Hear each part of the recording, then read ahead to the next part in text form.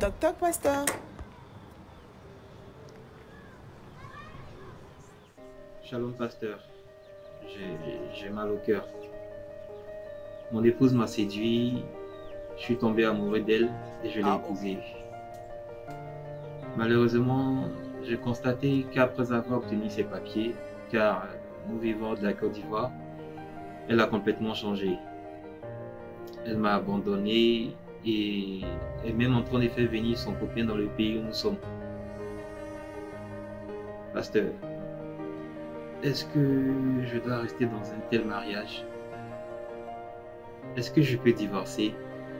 Parce que je n'en peux plus. Je n'en peux plus. C'est vraiment difficile. Je n'en peux plus.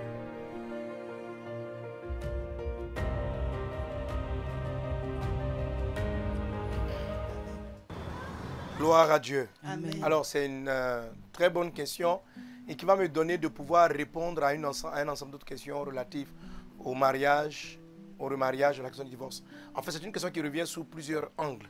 OK? J'ai déjà répondu à cela, mais c'est une question qui est toujours d'actualité. Et puis, les épisodes précédents, il y en a qui n'ont pas pu les suivre, tout ça. Donc, c'est un peu tout ça qu'on va toucher. OK? Gloire à Dieu. Amen. Alors, avant même d'y répondre, avant de répondre, comme j'ai l'habitude de voir, je veux avoir ton avis en ligne. Je veux avoir ton avis en ligne. Que penses-tu? Je veux avoir ton avis en ligne. Que penses-tu de cela? Alors, donc, j'attends vos réponses. Mais pendant ce temps, ma fille, Félicia, Oui, papa. le frère est dans cette situation. Vraiment. Qu'est-ce que tu lui conseilles? Est-ce qu'il peut divorcer? Est-ce qu'il doit divorcer? Bon, moi je dirais que la solution, c'est pas de penser directement au divorce. Ce serait de chercher le Seigneur parce que c'est pas avéré que effectivement elle tente de faire venir quelqu'un et tout. Mais le Seigneur saura mieux lui indiquer la chose à faire. Il saura lui donner l'instruction qu'il faut. Il ne faut pas qu'il pense déjà au divorce. C'est pas l'ultime. On va dire c'est pas le choix à faire immédiatement. Donc c'est ce que je peux dire. D'accord, Félicia. Et toi, Grâce? Moi, je dirais que j'ai un proche qui est dans la situation. Pas que la personne veut faire venir quelqu'un, mais le conjoint ne veut plus. Donc, c'est le mot divorce qui est lourd pour nous à prononcer, en fait. On lui a juste recommandé de se séparer, mais de ne pas divorcer, de se mettre un peu à l'écart pour pouvoir chercher le Seigneur. Mais, en fait, on ne sait pas trop comment lui dire de chercher le Seigneur parce que lui-même n'est pas profondément enraciné dans le Seigneur. On lui a juste dit de se mettre un peu à l'écart et puis de chercher le Seigneur. On le soutient aussi dans la prière, mais on ne sait pas qu'est-ce qu'on doit faire exactement pour lui. Donc, on attend aussi la réponse aussi. Ça va nous aider à mieux le... Ok, d'accord. Ok. Amen. Et puis, je pense qu'à l'issue de cela, à l'issue de ma réponse, je vais donner une précision. J'ai une de mes filles qui m'a posé la question concernant le président Toc Toc Pasteur a me cité un verset. Peut-être que je vais revenir là-dessus. J'ai beaucoup de filles qui s'appellent Nadia. Donc, c'est une de mes filles qui s'appelle Nadia qui m'a posé une question. Et j'ai trouvé que la question était tellement pertinente que je voulais répondre. Donc, si le temps permet, je vais répondre. Sinon, Nadia, je te promets, je le traite à un autre Toc Toc. Ok, gloire à Dieu. Amen. Alors, quand je lis quelques réponses, je propose qu'il soit patient, elle finira par revenir, il doit persister dans la prière. On ne divorce pas, il doit aller chercher Dieu. Rodrigue. Claude dit, la dame a un copain, c'est l'adultère déjà. Il prie pour elle et voit les responsables de l'église jusqu'à ce qu'il constate vraiment qu'elle a fait venir son copain et que l'adultère soit avéré. Je pense que le Seigneur est fidèle pour gérer ces situations car le divorce n'est pas la solution. Un mariage fondé sur ce genre de mensonges est tellement difficile à rétablir, mais le Seigneur est capable de les guérir. La prière et le Saint-Esprit est fort pour rendre ce mariage excellent. Pof. Difficile à répondre, Flora. C'est la réponse de Flora. Et puis, un frère Laurent, tout faire pour garder sa femme et prier pour que Dieu change les décisions de sa femme. Laetitia dit il peut divorcer. Berne dit il faut se confier au Seigneur. Arsène dit plus de volume. S'il vous plaît, le volume. Donc, augmentez le volume pour Arsène. Une sœur Karine dit, infidélité, donc il peut divorcer. Vu le comportement de la fille, il faudra néanmoins qu'il se rapproche des responsables de l'église pour se faire encadrer. Il ne doit pas divorcer, il doit être fort et confié au Seigneur. Qu'il prie et jeûne, qu'il séduise encore, qu'il prie et jeûne, qu'il séduise encore et encore sa femme, et Dieu va faire. Moi, je pense qu'elle ne l'aime pas, et elle a juste accepté pour avoir le mariage, donc il peut divorcer, qu'il divorce. Hein? Une sœur Mouna. Un frère bien, une sœur Fabi dit, le divorce est mieux. La femme a déjà trompé son mari. Prunelle de Dieu, du gloire à notre Seigneur et Sauveur Jésus-Christ de Nazareth. Ah, qu'est-ce que ça? Prunelle, il faut répondre, tu dis quoi? Linda, une sœur Linda dit, le divorce ne doit pas être la première option. Voilà. Donc on a une série de réponses diverses et variées. On peut divorcer, on ne peut pas divorcer, etc. Alors, que nous dit la parole de Dieu? On va simplement, dans un premier temps, relire les différents textes qui sont relatifs à la parole. Donc je vais répondre un peu plus large, même si je crois qu'il y a de nombreuses autres questions qui vont revenir là-dessus. C'est un thème toujours d'actualité. Amen. Ok. Matthieu chapitre 5 verset 32. Matthieu chapitre 5 verset 32. Jésus dit, mais moi je vous dis que celui qui répudie sa femme, sauf pour infidélité, sauf pour cause d'infidélité, l'expose à devenir adultère, et que celui qui épouse une femme répudiée commet un adultère. Je reprends donc Matthieu 5, 32. Mais moi je vous dis que celui qui répudie sa femme, sauf pour cause d'infidélité, l'expose à devenir adultère, et que celui qui épouse une femme répudiée commet un adultère. Matthieu chapitre 19 verset 3. Les pharisiens l'abordèrent et dirent pour l'éprouver, est-il permis à un homme de répudier sa femme pour un motif quelconque? Il répondit, n'avez-vous pas lu que le Créateur au commencement fit l'homme et la femme? Et il dit, c'est pourquoi l'homme quittera son père et sa mère et s'attachera à sa femme, et les deux deviendront une seule chair. Ainsi, ils ne sont plus deux, mais ils sont une seule chair. Que l'homme donc ne sépare pas ce que Dieu a joint. C'est pourquoi donc, lui dit-il, Moïse a-t-il prescrit de donner à la femme une lettre de divorce et de la répudier? Il leur répondit, c'est à cause de la dureté de votre cœur que Moïse vous a permis de répudier vos femmes. Au commencement, il n'en était pas ainsi, mais je vous dis que celui qui répudie sa femme, sauf pour infidélité, et qui en épouse une autre, commet un adultère. Alléluia. Amen. Amen. Amen. Alors, comme tu le vois, mon frère, comme vous le voyez aussi, vous qui suivez, quand on lit Matthieu chapitre 19, premièrement, la question des hommes était de savoir, est-il permis à un homme de répudier sa femme pour un motif quelconque? Ok? Pour plusieurs motifs. Alors, on va déjà éloigner un motif en ce qui concerne le remariage, c'est le cas du décès. La Bible dit dans le livre de 1 Corinthiens chapitre 7, il dit, je trouve la référence, il dit dans le livre de 1 Corinthiens chapitre 7 que une personne est libre, une veuve est libre de se marier avec qui elle veut, si son mari est décédé, seulement que ce soit dans le Seigneur. Donc ça c'est le remariage. Hein? J'aborderai ça plus tard. C'est la question du remariage dans le cas où il y a eu décès. Mais ici, on est vraiment dans le cas où les personnes sont vivantes. Quels sont les différents motifs pour lesquels on peut divorcer? Donc les gens ont posé la question à Jésus pour le piéger. Et voici la réponse que Christ a donnée, que Dieu puisse te répondre toi aussi qui me suis au travers d'elle.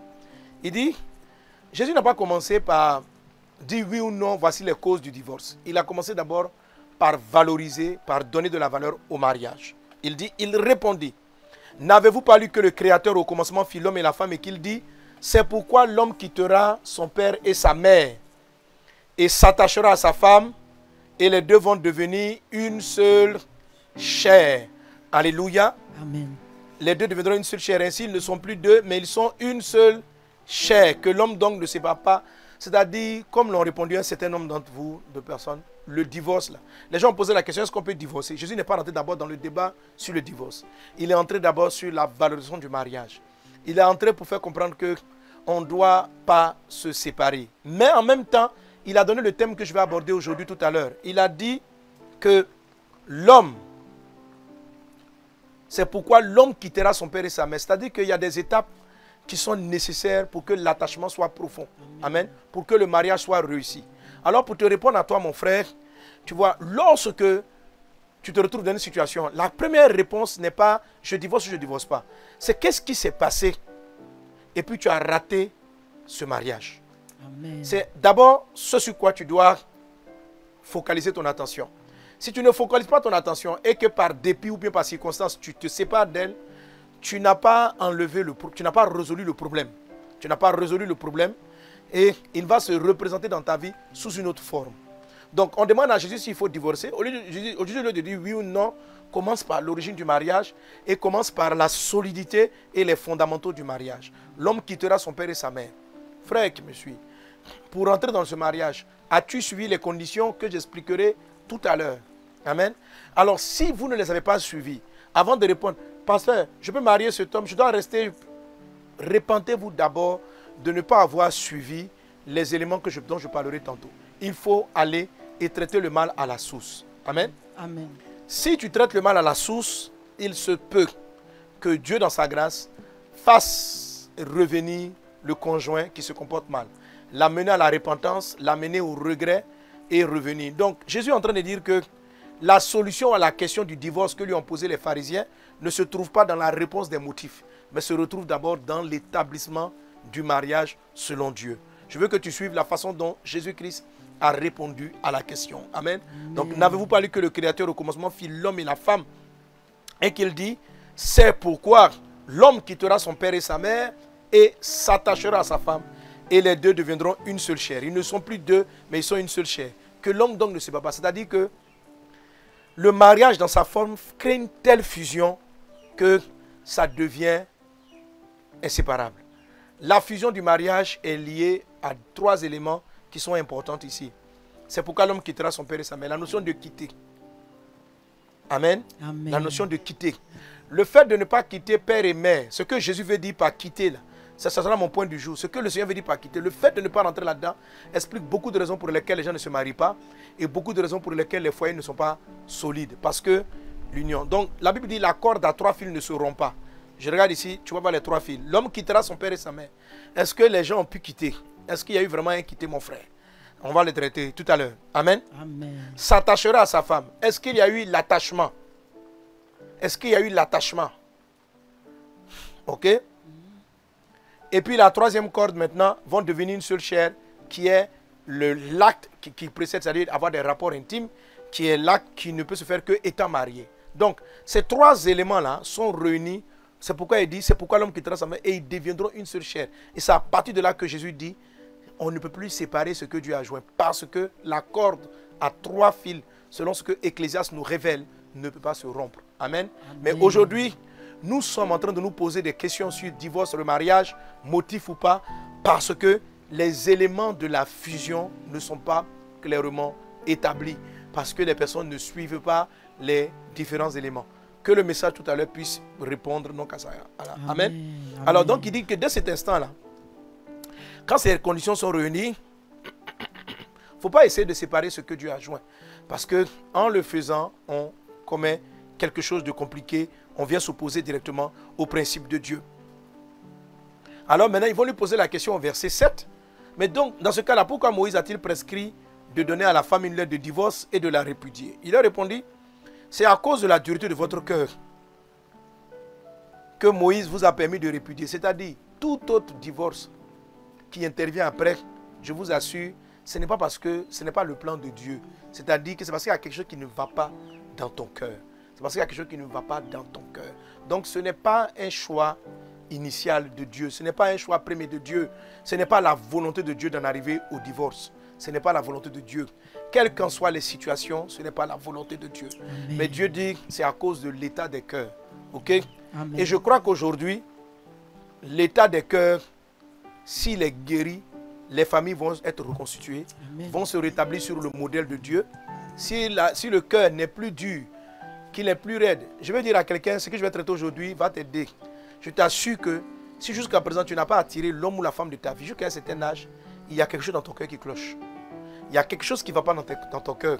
Et c'est à cause, quelque part, d'un élément sur lequel tu es dur dans ton cœur que tu ne rentres pas dans le mariage. C'est parce qu'il y a un élément dans ton cœur pour lequel tu n'as pas une certaine souplesse que tu n'entres pas dans le mariage. Je prie que Dieu t'éclaire et guérisse ton cœur. C'est pourquoi je parlais tout à l'heure de cœur brisé. Jésus est celui qui guérit les cœurs brisés. Donc, amen, la dureté du cœur fait qu'aujourd'hui, les foyers sont devenus presque irrécupérables, sont devenus difficiles. Alors, dans ce cas-là, Jésus arrive maintenant à la conclusion qu'il n'en devait pas être, mais il a dit, alors, la seule chose, celui qui répudie sa femme, sauf pour infidélité. Alors là-dessus, je ne suis pas peut-être d'accord avec certaines approches de la parole de Dieu, mais moi, je crois que c'est ce que Jésus est clairement en train de dire. Il est en train de dire que la cause qu'on appelle l'infidélité est le seul problème. Alors là, je reviens au premier passage que j'ai lu, Matthieu 5, 32. Mais moi, je vous dis que celui qui répudie sa femme, sauf pour cause d'infidélité, l'expose à devenir adultère, que celui qui épouse une femme répudiée commet un adultère. Donc, amen, il y a adultère dès l'instant où il n'y a pas d'infidélité. Pourquoi? Parce que l'infidélité est une rupture d'alliance. J'ai une alliance avec ma femme, je lui dois fidélité. Donc, si je viens et qu'il y a infidélité, l'alliance est mise à mal. L'alliance est mise à mal. Et dans ce cas-là, le mari, par rapport à cela, est libre de répudier, ou bien la femme peut répudier.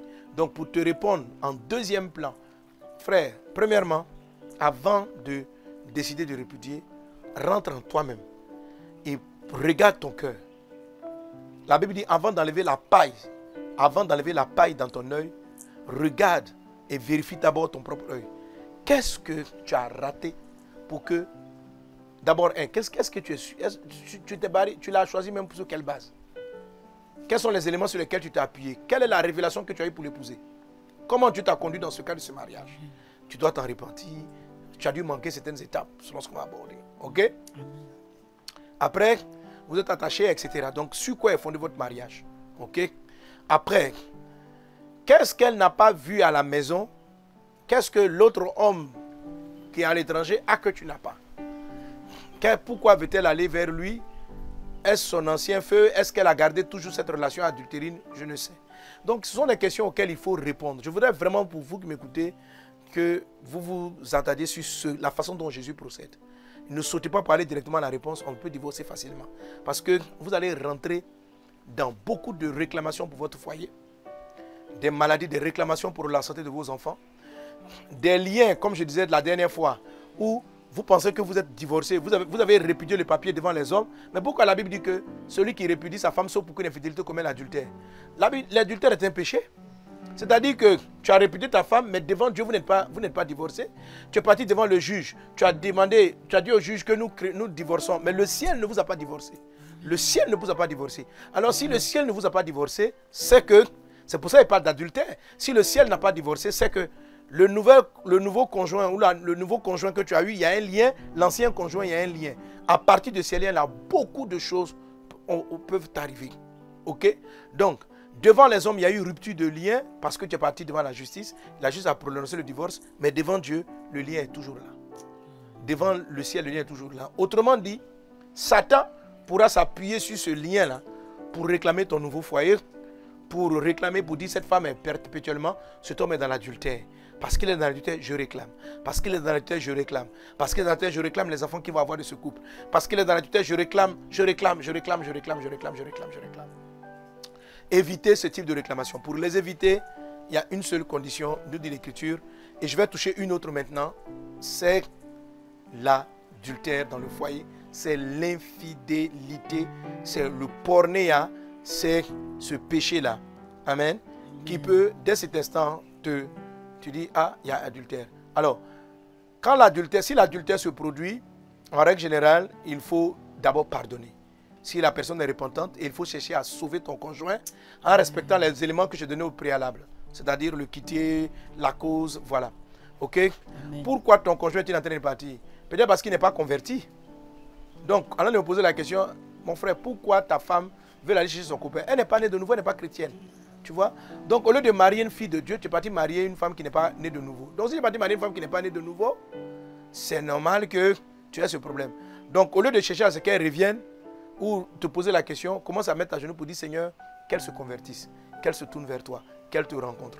Il faut commencer par le commencement. Amen. Amen. Donc, si elle n'est pas convertie, elle n'aura pas la parole de Dieu comme référence. C'est pourquoi elle peut s'autoriser à commettre l'adultère en faisant venir son ancien copain, etc. Parce qu'elle n'est pas née de nouveau. Donc, Dieu est déçu du ciel de son comportement. Toi aussi, tu en es déçu, mais Dieu aussi est déçu. Pour que cela soit réglé, il faut que se convertisse. En se repentant, en venant à la repentance, on verra après les choix qu'elle va faire. Alors, si elle vient dans sa repentance, sa conversion, te demander pardon, reprends ta femme. Alléluia. Amen. Amen. Amen. Alors, c'est ce que l'apôtre Paul dit aux autres. 1 Corinthiens chapitre 7, verset 12. 1 Corinthiens 7, 12. Aux autres, ce n'est pas le Seigneur. Félix, si tu trouves, tu peux m'aider à lire. Aux autres, ce n'est pas le Seigneur, c'est moi qui le dis. Si un frère a une femme non croyante et qu'elle consente à habiter avec lui, qu'il ne la répudie point. Si une femme a un mari non croyant et qu'il consente à habiter avec elle, qu'elle ne répudie point son mari. Verset 14. Tu as le verset 14, tu peux y aller, Félicia. 1 Corinthiens 12. 14 maintenant. 14. Car le mari, si tu n'es pas prêt, je vais avancer. Hein. Non, je ne suis pas prête. Car le mari, Bon, vas-y, grâce. car le mari non croyant est sanctifié par la femme, et la femme non croyante est sanctifiée par le frère. Autrement, vos enfants seraient impurs, tandis que maintenant, ils sont saints. Alors, juste une parenthèse. Tu viens de voir quoi dans ce passage? Quand je dis que c'est quand il n'y a pas de rupture spirituelle d'un mariage, qu'il y a rupture administrative d'un mariage et qu'il n'y a pas de rupture spirituelle, il y a un lien avec les enfants. On dit quoi? Il dit, vos enfants sont purs parce que tu es marié, toi tu es pur, tu es marié avec quelqu'un qui n'est pas converti, mais tes enfants sont purs à cause de ta sainteté en Christ. Ça veut dire que les enfants ressentent dans leur être la qualité des parents. Il y a un lien entre les parents et leurs enfants en ce qui concerne leur pureté ou leur impureté ici, leur sainteté ou leur non-sainteté. C'est pourquoi je dis que si tu te maries sur un mariage qui n'est pas spirituellement acté, parce que ton précédent mariage n'a pas été spirituellement brisé, Satan peut en profiter pour rendre impur ta descendance et réclamer la santé, réclamer la vie, réclamer beaucoup de choses sur tes enfants. Donc c'est pour t'éviter ce genre de problème que je te donne ce conseil spirituel. Il faut faire très attention à la façon dont tu te sépares d'une personne avec laquelle tu t'es marié. Il ne s'agit pas de s'élever pour faire n'importe quoi, pour s'élever pour se séparer. L'alliance du mariage est très puissante, elle est très profonde, elle mérite d'être véritablement considérée. Amen. Amen. Voilà. Continue. Si le non-croyant se sépare, qu'il se sépare. Le frère ou la sœur ne sont pas liés dans ces cas-là. Dieu nous a appelés à vivre en paix. Amen. Alors là, ça va me donner maintenant de répondre au dernier élément. C'est vrai que dans ce passage-là, il y a plusieurs débats. Moi, je donne ce que je crois dans ma foi. Je crois que le lien spirituel, je ne parle pas du lien administratif. Je ne parle pas du lien devant l'humain, je parle du lien spirituel. Où la Bible dit que ce que Dieu a uni, il ne faut pas séparer. Pas ce que le maire a uni. Pas ce que l'administration a uni. Ce que Dieu a uni. Ce qui a respecté les conditions de Dieu ne doit pas être séparé. Sauf pour cause d'adultère ou d'infidélité. L'infidélité est une raison qui met à mal l'alliance spirituelle. Et à partir de là, le conjoint peut demander à Dieu dans la prière, papa, délivre-moi de ce lien que tu as contracté. C'est très important de comprendre ce que je suis en train de parler. Vous voyez, les gens pensent que c'est le juge qui va prononcer le divorce. Pas le juge suprême, c'est Dieu. C'est si Dieu dit ce que j'ai uni là, moi-même je comprends que c'est désuni, que c'est acté. Est-ce que vous comprenez? Parce que Matthieu dit quoi? Ne séparez pas ce que Dieu a uni, pas ce que les juges ont uni. Pas ce que les juges ont uni, mais ce que Dieu a uni. Et Dieu est uni quand les trois conditions là, Dieu est uni dans les conditions dont j'ai parlé tantôt. Donc Dieu dit, donc l'adultère chronique, l'adultère te donne une forme d'autorisation à aller faire ta demande à Dieu. Tu vas dire, papa, vraiment ce foyer là, je n'en veux plus. Je pense que je me suis trompé avant d'entrer dans le lien sacré du mariage. J'ai fait une erreur, la personne ne m'aime plus. Voilà, elle commet l'adultère. Je veux partir. Je veux me sortir de ces liens. Il faut que tu pries. Amen.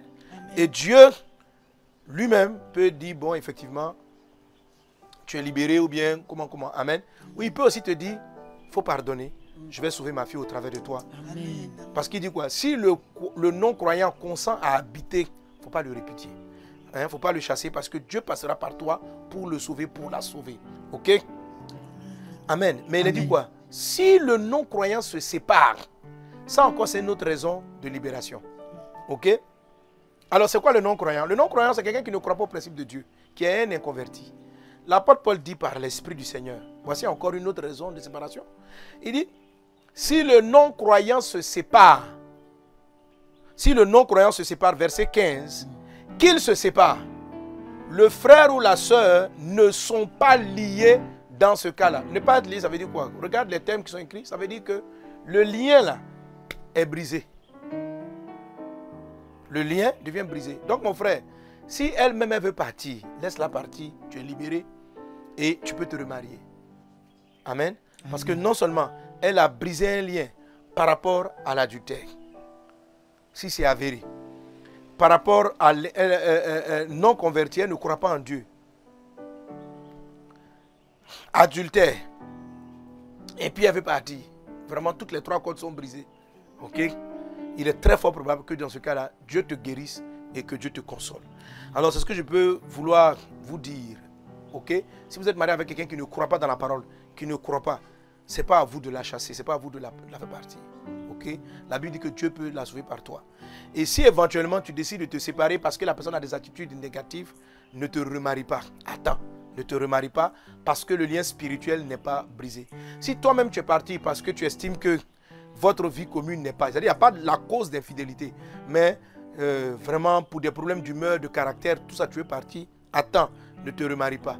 Sauf jusqu'à ce que maintenant la personne même s'élève, va contracter un mariage. Il y a un lien qui est mis à mal. Prie le Seigneur Jésus et tu seras la conduite à tenir. Donc la personne est partie. Mais faites attention aux liens du mariage. Ils ne sont pas simples, ils sont très spirituels. Il ne faut pas faire truc. Alors donc pour terminer avec toi mon frère, il faut, si vraiment tout ce que tu as dit est avéré et qu'elle veut repartir, tu peux la laisser partir. Ok? Est-ce que tu pourras te remarier après? Oui, bien sûr. Alors, il y a aussi des attitudes de non-croyants qui peuvent vraiment amener une séparation. Pour lesquelles je vous exhorte à vous séparer. La violence conjugale. La violence conjugale. Si ton conjoint te bat, ton conjoint te frappe, il faut quitter la maison. Il faut quitter la maison. Il faut quitter la maison. Ok? Et si ta vie est en danger et que tu sens que ta vie est menacée, il faut partir de la maison. Il faut attendre loin. Il ne faut pas te remarier. Il faut attendre, il faut prier pour la personne. Qu'elle se tourne vers le Seigneur, qu'elle rencontre le Christ. Amen.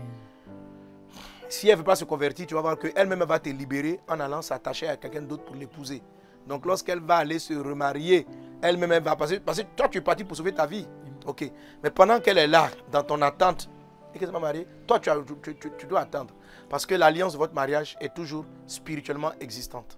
C'est que donc tu vas permettre, donc la personne va, tu attends. Si elle-même, elle s'éloigne maintenant, qu'elle dit, bon, comme tu ne veux plus revenir, tu ne veux plus, moi, je refais ma vie. Elle refait sa vie.